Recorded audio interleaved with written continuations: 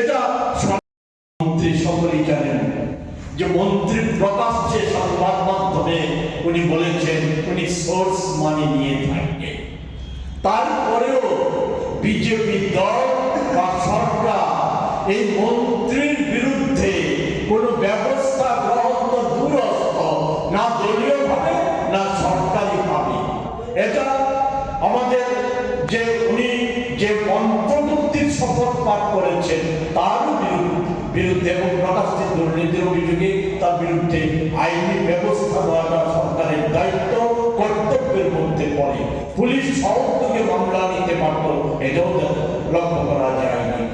ওনার বিরুদ্ধে এই capital complex থানায় সেখানে এফআইআর দাখিল করার পর আজকে প্রায় দীর্ঘ 2 মাসের বেশি সময় অতিক্রান্ত হয়ে গেল, কিন্তু মামলায় কোনো রেজিস্টার হয়নি।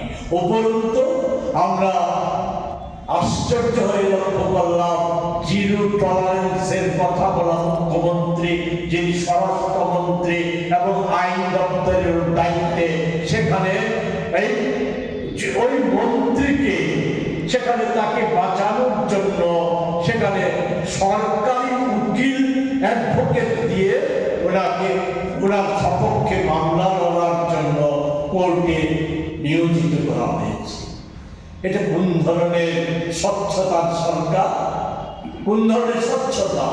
তাই এটা আজকে যেটা বলতে চাই, এটা হচ্ছে এই উৎপল চৌধুরীর ঘটনা, এটা হচ্ছে অনেকটা সকলেই জানেন ইতিহাস বিখ্যাত টাইটানিক জাহাজ ভেঙে পড়ার মতো। সমুদ্রের তলদেশে যে বিরাট ভাগটা লুকিয়েছিল, সেই সময়কার দক্ষ নাবিক ওনার রাজারে তা দেখতে পাননি, ফলে কি ভয়াবহ দুর্ঘটনা ঘটে গেছিল এটা জানেন।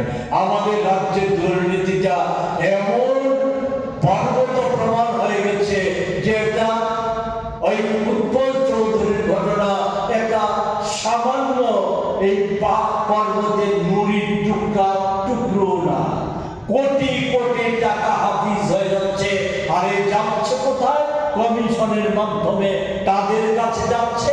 এই 18 সালের পর রাজ্যে ওই অংশের শাসক দলের এই একটা অংশের কর্মী, নেতা, মন্ত্রী, বিধায়ক, যাদের সম্পত্তি ফুলে ফেটে এতটাই স্ফীত হয়ে গেছে যে রাজ্যবাসী খোলা চোখে তা দেখতে পাচ্ছে, তারপরেও সরকারের টনক নড়ে না।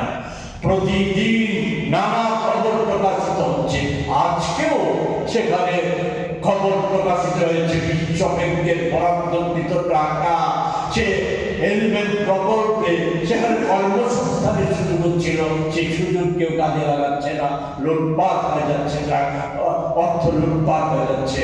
আমি আর কথা না বাড়িয়ে মাননীয় মুখ্যমন্ত্রীর কাছে আপনাদের মাধ্যমে আরো একবার আবেদন করব, স্বচ্ছতা যদি জিরো টলারেন্স না মুখের কথা না হয়ে মনের কথা হয়ে থাকে, তাহলে এটা কথা না বলে কাজে প্রয়োগ করে দেখা। শুধু বললেই চলবে না। উৎপল চৌধুরী পূর্বতন সরকারের কোন এক মন্ত্রীর আত্মীয় একথা বলে নিজেদের দায়িত্ব এড়ানো যাবে না। কারণ শিক্ষা দপ্তর বলুন, নগর উন্নয়ন দপ্তর বলুন, স্বরাষ্ট্র দপ্তর বলুন, এই দপ্তর 3টা দপ্তরের কথাই বললাম, আর ওই সড়ক দপ্তরে বলুন, এই 4টি দপ্তরেই অন্যান্য দপ্তরের মুখ্যমন্ত্রীর দায়িত্বে। ফলে মুখ্যমন্ত্রী আজকে প্রমাণ করে দেখাতে হবে যে দপ্তরগুলিতে এই ব্যাপক পরিমাণ এই বৃহত্তর জালিয়াতিগুলি কি করে হলো, এটা বের করে দৃষ্টান্তমূলক পদক্ষেপ নেবেন বলে আমরা আশা পোষণ